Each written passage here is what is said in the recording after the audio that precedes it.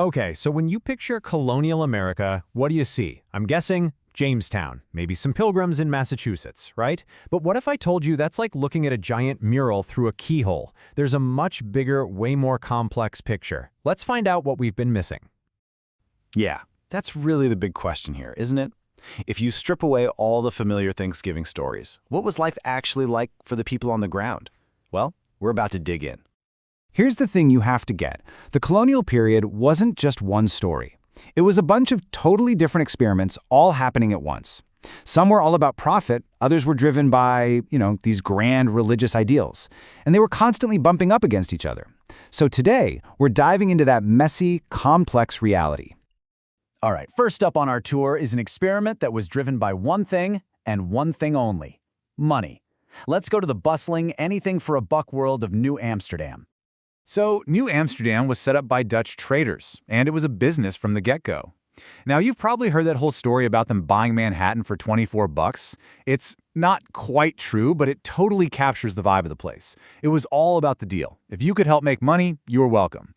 It was this really pragmatic, bottom-line first attitude that basically set the stage for its future. But then, in 1664, the English roll in, take over, and rename it New York. And this was, well, a mixed bag. Sure, the population boomed, but for a lot of people, life actually got worse. See, under the Dutch, women had a surprising amount of economic freedom, and free black folks held all sorts of jobs. Once the English took charge, a lot of those rights just disappeared. Okay, so we've seen the commercial hub. Now let's do a complete 180 and look at something totally different, a so-called holy experiment that was all about idealism. Welcome to William Penn's Pennsylvania.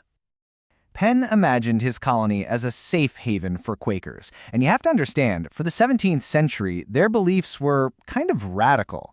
We're talking about pacifists who practiced religious tolerance, who believed in treating Native communities with respect, and who were some of the very first, very loud opponents of slavery. Yeah, but those amazing ideals, they didn't last. Once William Penn wasn't in the picture anymore, his vision got twisted. A textbook example of this is the infamous walking purchase. It was this deal where the colonists basically cheated. They exploited a treaty by hiring the fastest runners they could find to grab a huge chunk of land, way more than was intended, completely betraying the trust that the Quakers had worked so hard to build with the Lenape.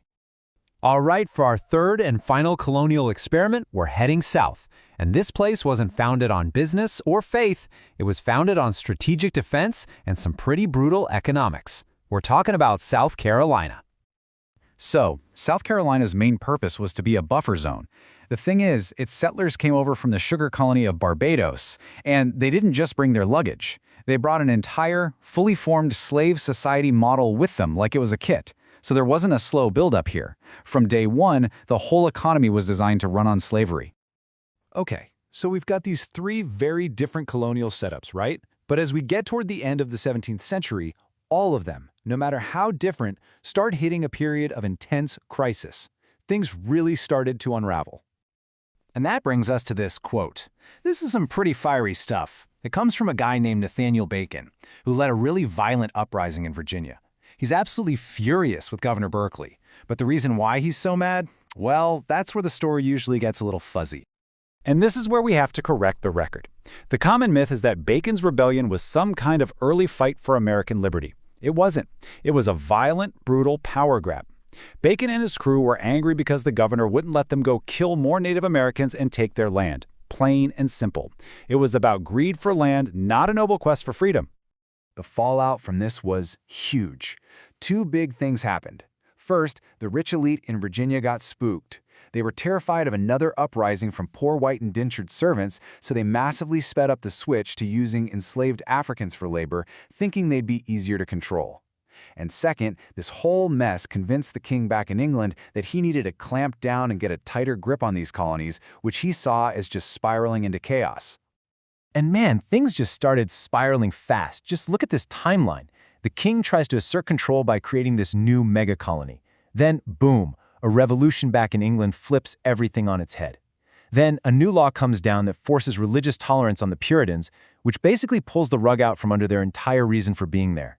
It's in this perfect storm of chaos, anxiety, and instability that one of the most notorious events in American history kicks off. 14. Just let that number sit for a second. That's how many people, most of them women, were convicted and executed during the Salem Witch Trials. So the question is, why? How did this happen? This wasn't just about a bunch of people believing in spooky stories. The witch trials were a symptom of a society that was completely freaking out. Their whole holy experiment was failing. Their world was changing under their feet. And in that chaos and uncertainty, the leaders of the community looked for someone to blame. They were trying to reassert their power and their traditional, male-dominated authority. So all this turmoil, it makes you wonder about the reality of everyday life. We have this popular idea of America being this land of opportunity, a classless society from the start. But was it really like that in the colonies? Yeah, not so much. Not at all, actually. Colonial society had a very clear social ladder. Way up at the top, you had a tiny but super powerful elite, the gentry. Think of families like the Washingtons. The biggest group by far was in the middle, small farmers, artisans. And then you had a pretty large group at the bottom, the poor and the indentured. And layered on top of all of that, you had a society where male dominance was baked right into the law and culture. Men owned the property, and they passed that land down to their sons. Married women, they generally couldn't own property at all. Their world, their work, was almost completely restricted to the home. So, we've been talking about all these big, sweeping historical trends, and it's easy to get lost in that and forget about the actual people living through it.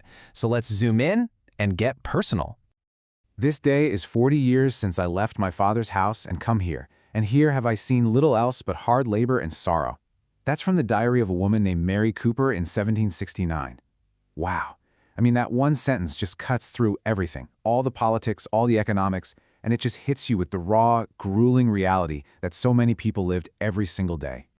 And that really is the key takeaway here. We spend so much time focusing on the big names, the rebels like Bacon or the kings like James II, but the real story of history, it's found in the millions of individual lives, the personal dramas of people like Mary Cooper, who are just trying to survive. So I'll leave you with this to chew on. When we tell our own history, whose stories do we decide are important? And whose do we let fade away? Whose stories truly define a nation?